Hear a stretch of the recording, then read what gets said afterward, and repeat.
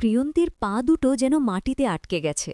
সিলেটের বাস টার্মিনালের ভিড়ে দাঁড়িয়ে এসে দেখছে একটা ছোট্ট গোল বৃত্তের মাঝখানে তাজদির সিদ্দিকী। লোকটা হাত নাড়ছে, হাসছে, কারো সঙ্গে কথা বলছে, কারোর মাথায় হাত বুলিয়ে দিচ্ছে। বুড়ো বুড়ি থেকে শুরু করে যুবক যুবতী সবাই যেন তার কাছে ছুটে আসছে।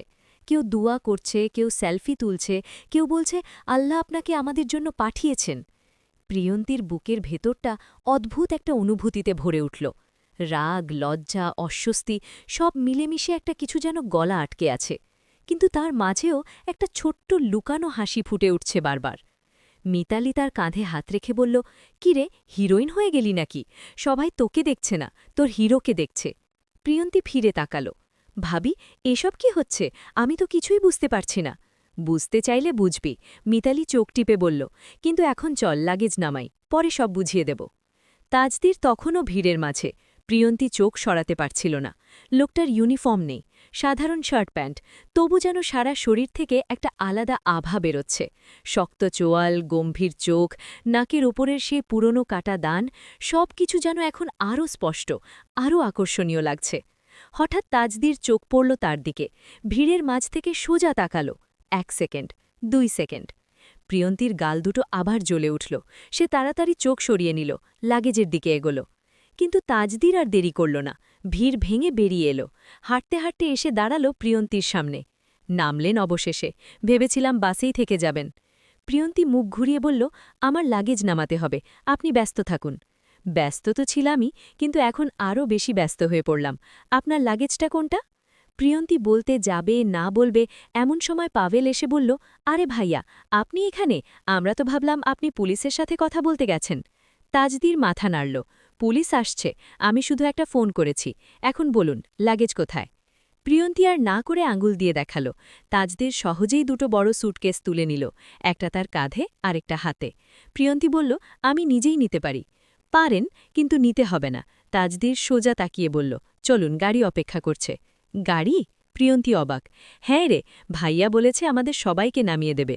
তুই তো নেনিসই, উনি লেফটেন্যান্ট কমান্ডার, একটা গাড়ি তো থাকবেই। প্রিয়ন্তী কিছু বলতে পারল না, চুপচাপ হাঁটতে লাগল। তাজদির পাশে পাশে। লোকটা লাগেজ নিয়ে হাঁটছে, কিন্তু চোখ বারবার তার দিকে ফিরছে। প্রিয়ন্তী বুঝতে পারছে, আর সেই বোঝার সাথে সাথে বুকের ধুকপুকুনিটা বাড়ছে। গাড়ির কাছে পৌঁছে তাজদির দরজা খুলে দিল, উঠুন।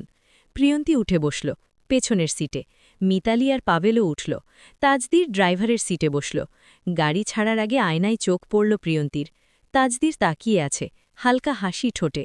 কোথায় যাবেন? তাজদির জিজ্ঞেস করল। জিন্দাবাজারের কাছে, আমার মামার বাসা। প্রিয়ন্তী ছোট করে বলল, ঠিক আছে। তাজদির গাড়ি স্টার্ট দিল। রাস্তায় নামার পর কিছুক্ষণ চুপচাপ।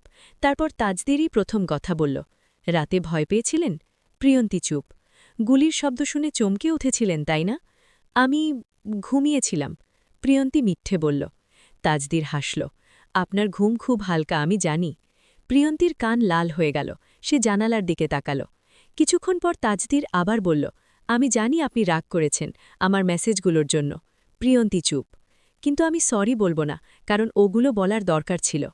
প্রিয়ন্তী এবার ফিরে তাকাল। কেন? তাজদির চোখ সামনের রাস্তায়, কিন্তু গলা নরম।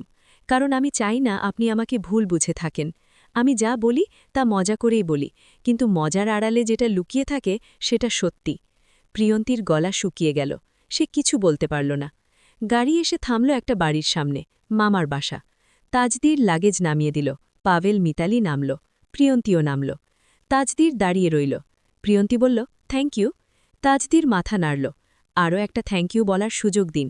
মানে? কাল সকালে আমি আসব, আপনাকে নিয়ে যাব, সিলেট ঘুরিয়ে দেখাব। প্রিয়ন্তী অবাক। কেন? কারণ আমি চাই, আর আমি জানি আপনিও চান। আর না হয় বলুন, আমি আপনার বাচ্চার বাবা হিসেবে দায়িত্ব নিচ্ছি, আপনাকে একা ঘুরতে দেব না। প্রিয়ন্তীর মুখ লাল। সে রেগে যাওয়ার চেষ্টা করল, কিন্তু পারল না। ঠোঁটের কোণে আবার সেই লাজুক হাসি। দেখা যাবে। সে শুধু এটুকু বলে ঘুরে দাঁড়াল। তাজদির গাড়ির দিকে যেতে যেতে পেছন ফিরে বলল, কাল সকাল 9টায় রেডি থাকবেন মিস ব্লু হাফমুন। প্রিয়ন্তী দরজার কাছে দাঁড়িয়ে দেখল গাড়িটা ধীরে ধীরে চলে যাচ্ছে। হেডলাইটের আলো রাস্তায় মিলিয়ে যাচ্ছে। বুকের ভেতরটা কেমন যেন করছে। রাগ নেই, ভয় নেই, শুধু একটা অদ্ভুত মিষ্টি অস্থিরতা।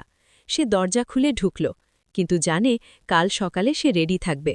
আর এই গল্পটা এখানে শেষ নয়, এটা তো শুরু হলো মাত্র।